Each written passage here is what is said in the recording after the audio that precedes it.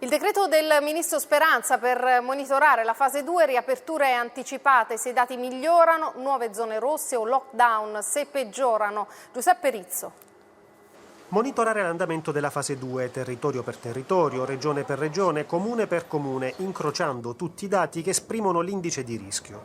Un trend positivo darà disco verde a nuove riaperture, con un trend negativo, stop e nuove zone rosse.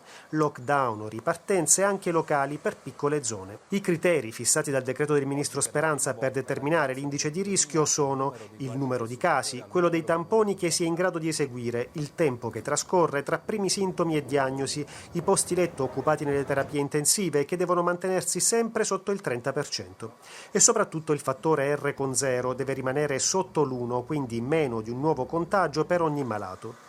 Informazioni utili arriveranno anche dai test sierologici che partono lunedì su un campione di 150.000 italiani. Gli ultimi dati accendono un moderato ottimismo, mai così tanti guariti in un giorno, 4.693. La curva rallenta, ma resta alto il numero dei decessi, che tuttavia scende rispetto ai giorni scorsi, 285 nelle ultime 24 ore, ricoveri ancora in calo. Controlli rafforzati su